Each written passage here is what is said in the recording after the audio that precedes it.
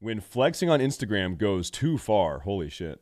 He's a Nigerian influencer known for posting photos and videos of expensive lifestyles.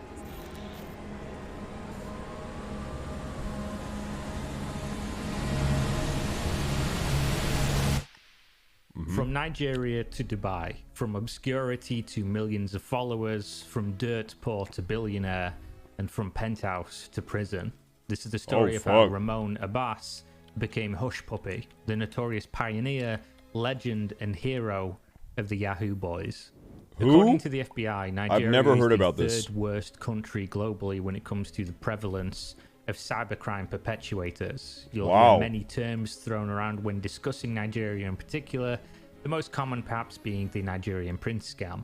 But also, dude, if you were poor as fuck and lived in Nigeria, you would probably try to scam people, right? Like if you're eating fucking dirt, you know what I'm saying? Like if you live in a fucking mud hut, I doubt you're really gonna give a shit about scamming some. Like I actually get why they do it, is what I'm saying. So commonly referring to them as the 419, pointing to the Nigerian Criminal Code Chapter 38, obtaining property by false pretenses, cheating.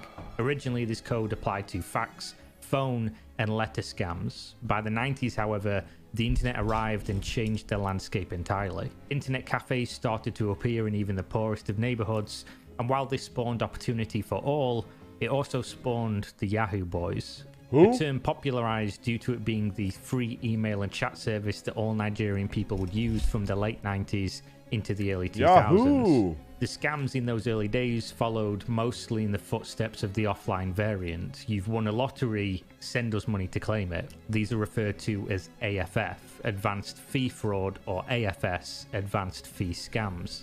They promised a sizable amount of money or a prize while requiring a small fee to unlock. Due to the fee being so low and the potential payoff being so high, they were always incredibly successful and still are to this day. As with any other industry though, it evolved over time, and not because they... You know what's crazy though? Is it out there somewhere? I guarantee this has happened one time. Someone got an email, hey, I'm a Nigerian prince, I need $100,000 or whatever, and I'll pay you back 10 billion because I'm a prince and I have all that money. Somewhere, someplace, it actually happened. Somewhere, some gullible dipshit sent the money, and then it was true. And then it was true. And then they made the $10 billion, and it actually happened. So the moral of the story is, always send money to strangers on the internet. There were too few victims, but because of the cat and mouse game being played with law enforcement, when one method became too popular among the Yahoo Boys, this was the method that was then being more closely monitored, increasing the risk of being caught. They never really needed to make them any more complex because you can still see the first ever 419 mail scams still working today over 40 years later. Wow. Following this initial surge of AFF, some innovators moved on to what's referred to as the come and marry scams. Honey, your sparkle always lights up my life. Oh, I love you, darling. Me too. I can't wait to hold you in my arms. But there's a problem. What is it, honey? I urgently need a small amount of money to hasten the process of my traveling documents and visa. How much do you need? This was exactly the premise of one of those 90 Day Fiancé seasons. Remember, it was the fat American white woman, and then the also fat Nigerian guy. Remember that one? He was actually from Nigeria too, and that's what it was. Darling. These scams could go on for days, weeks, months, or even years, with Yahoo Boys having rosters of people they would talk to for as long as it takes to get the mark to pay up. As time went on, the scam got more popular. The next method would of course sprout up. Eventually, we come to the business... Dude, this is so gross. Like, do you guys hang out with your friends like this? Where your feet are just out, you're within 6 inches of your friend's feet in your face? Ew! Have some fucking shame! This is fucking disgusting. Ew! Eventually, we come to the business email compromise, or BEC for short. This is almost certainly the single most lucrative scam from the region, and aside from cryptocurrency scams of recent years, has netted some of the largest single paydays in history. The scam takes on many forms, the most devastating of which involving hacking into the account of employees, usually done by a third party. Now, because someone said it, I'm thinking, is this a white thing? Like, is this a white person thing? A disgust for other people's feet, for other like the feet of strangers? Because someone in chat said that, and I've never thought about that, but I do. I don't want to see anyone's fucking feet. Because everyone says it's like, oh, like white people do this. You know, white people, they have unseasoned food. Oh, there's two things I know about white people. They eat unseasoned food, and they have a disgust for the feet of strangers. Is that one of them? I don't know. And then monitoring of said accounts for as long as it takes to find invoices or financial information that they then exploit using social engineering. An example would be finding an accounts manager through social media and then sending their details over to your hacker friends. He seems trustworthy. Once they gain access, however they do it, you sit within his emails for weeks, months, years, and wait until you see him sending invoices to a client. And then you create a follow-up email with an identical invoice, but with the banking details changed. You apologize for the incorrect initial email information and direct them to transfer to the new bank account that has been set up by the scammers. This has been done successfully hundreds of thousands of times for amounts ranging from a few $1,000s to tens of millions, even up to the hundreds of millions. It is considered one of the most sophisticated Yahoo Boy scams and only reserved for those who have high-level connections, which is where today's antagonist comes in. Uh-oh. Maybe the protagonist, depending on where you're from. Introducing Hushpuppi. Originally selling second-hand clothes in Lagos, Nigeria, Ramon Abbas always looked to the stars, or more accurately, where the stars might live. From a young age, he didn't want to be on the outside of high society looking in. By all accounts, he was a smart boy. Eventually, he became a smart Yahoo boy, dealing in low-level scams and working his way up over time. Unlike many others who never make it out of Nigeria, within a couple of years, Hushpuppi went international with a move to Malaysia. Oh, wow. He had a vision for what could be and not what was. The move gave him access to better internet infrastructure, a better quality of life, and maybe most importantly, a lesser chance of being caught by the Nigerian police, who were constantly on his tail. Somewhere along the way, Ramon picked up the nickname Hushpuppi, which is exactly what he called his Instagram account when starting to post pictures in a Malaysian apartment in 2012. His taste for the finer things, the expensive clothes, the jewelry, the shoes, the alcohol, and location. You know what's crazy? It is literally this easy to get famous on Instagram. Like literally, it is this easy to get famous. If you are willing to just post pictures of expensive shit, you will get likes and you will get follows. That's it. You'll blow up. It's true. It's true. You even have people renting. Like, they'll rent a nice car for a day or two, take a bunch of photos, and it's not even their car. They just like fake it, right? To increase with each picture release, as too did his fan base, who loved to see the flex and motivational hustler mentality on display. Eventually, Hushpuppi linked up with another big-time Nigerian Instagram flexer named Momfa. Momfa showed him that Malaysia had nothing on Dubai, the flexer's paradise. It didn't take long for Hushpuppi to arrive and start pushing his Instagram following into overdrive. So we know where he was living. What was he doing behind the scenes that allowed for this lifestyle? According to an affidavit from the FBI signed by a district court judge, lots and lots of high-level fraud. They alleged that Hushpuppi was not only a Yahoo boy making a few $1 million here and there on some scams, oh my God, but actually the head of one of the largest and most successful multinational cybercrime operations on the planet, responsible for laundering hundreds of millions of dollars, serving as a middleman for business email compromise scams, as well as having connections to foreign nation-state hackers and their illegal activities. Foreign nation-state hackers referring to hacker groups that operate within the government of countries like North Korea, usually on the orders of the government and with specific agendas. One such group is Lazarus, a very notorious organization known for their hacks on the United States, South Korea, heard about them, and even globally over the last decade, as well as their theft of billions of dollars of cryptocurrency since 2017 and hacks of multiple national banks. So what... You know what's crazy? Oh, hi, Sophia. North Korea, the entire state, like the entire country, is doing like coordinated hacking efforts. Like it's an online hacking cybercrime country, pretty much. what once was a small operation in Lagos, national Nigeria, level. was now something that would see you in a federal prison for decades. Something that might have been hard to trace, had it not been for the fact Hushpuppi was flaunting his life on Instagram for his 2.5 million followers. According to the same FBI affidavit, the agent in charge of the operation uses Hushpuppi's Instagram against him in attaining a warrant. They arrested a Canadian money launderer, and within that phone, they found a contact called Hushpuppi, along with message exchanges detailing crimes. They then made the connection between the phone number associated with that account and the Hushpuppi. His username was Billionaire Gucci Master, which listed the Snapchat contact name the Billionaire Gucci Master. Based.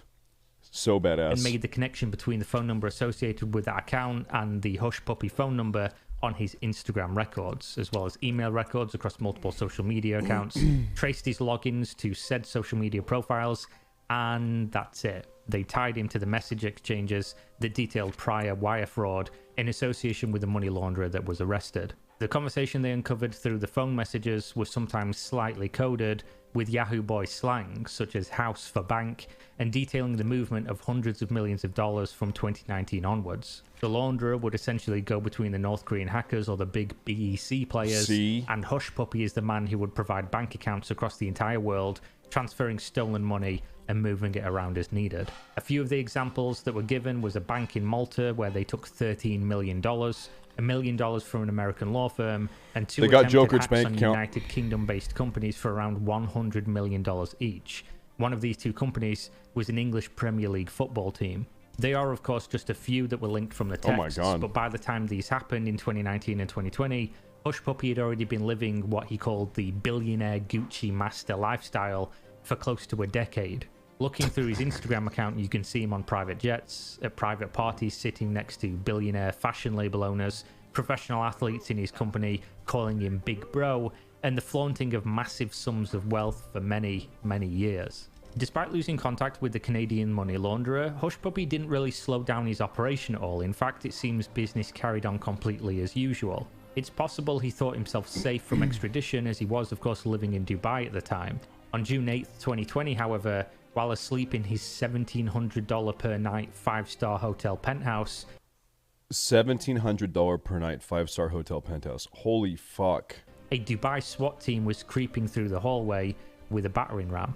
Within minutes, Hushpuppi and many accomplices who were in the middle of a large job had guns in their face, and they assumed it was a robbery. Shortly after, they were all in cuffs, and within hours, Hushpuppi was on a plane flying to the United States and straight into FBI custody. Damn. In July of 2021, he agreed to plead guilty to the charge of conspiracy to engage in money laundering, which holds a statutory maximum sentence of 20 years in federal prison. His court date has inexplicably been pushed back repeatedly by his legal defense, with the current date being November of 2022, meaning he will have been in custody for over 2 years since his arrest in Dubai. Now, that might be the end of the story if it... Where's a list of countries? Hold up. Countries that don't extradite to the USA. Okay, so these, if you're going to be a scammer, this is where you need to be. Give me a list. Dude, there's actually a lot of them. Oh, wow. And it's a nice list of countries, too. There's a ton of really nice ones. There's a lot of really nice ones that you can go to. Like Afghanistan, or Iran, or Libya, or Namibia. Okay, actually, what is the nicest country here on the list? Where's a place? Taiwan? Taiwan doesn't extradite to the U.S.? Motherfucker, you don't exist without the U.S. Huh? Okay, that's fucking insane. Okay. Taiwan, you're fucking crazy. You're crazy, boys. Are there any other decent countries here that like you would actually maybe want to go to? Chad. The Virgin Extraditer versus the Chad non-extraditer. It wasn't for the fact that Hushpuppi's arrest had an unbelievable impact in Nigeria, both in the social media sentiment and the government's crackdown on Yahoo Boys, or what they were telling people were Yahoo Boys anyway. Tensions were already on the rise, and his arrest didn't help matters. Since 1984, a special unit exists in the Nigerian police force called SARS, short for Special Anti-Robbery Squad.